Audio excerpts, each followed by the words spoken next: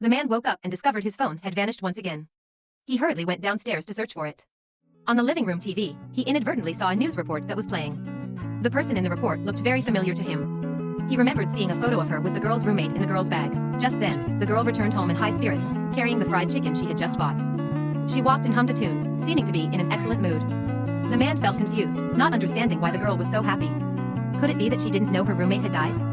He asked out of curiosity, but the girl's reply made his jaw drop. Scott. I should probably contact the police. That would be stupid of me. Because I'm the one who killed. The man was utterly terrified after hearing this. The girl didn't hesitate at all to recount the entire incident to him. It turned out that the girl only wanted to use her roommate Lisa. She never expected Lisa to fall in love with her. On the day of the move, Lisa refused to let her leave. Left with no choice, the girl had to do what she did. After hearing all this, the man wanted to show off his masculinity.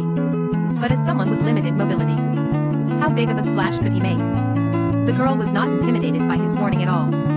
The man turned to leave, but the woman easily took control of the entire house. The man tried to snatch back his phone, but was electrocuted and passed out.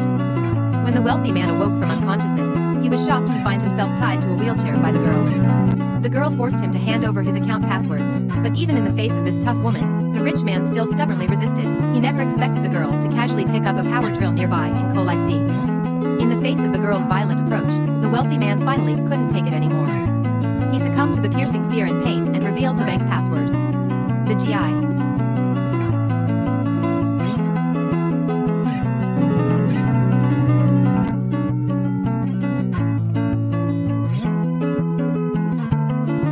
The girl quickly operated and successfully transferred a large sum of the rich man's assets.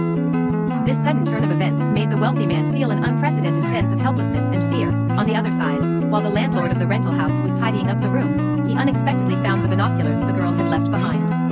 Out of curiosity, he picked them up and looked through them. He happened to witness the girl's entire process with the rich man. It turned out that after the girl had transferred some money, she discovered the wealthy man still had bonds worth tens of millions of dollars.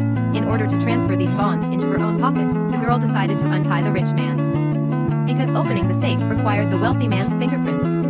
But the moment she untied the rope, the rich man seized the opportunity and suddenly strangled the girl's neck.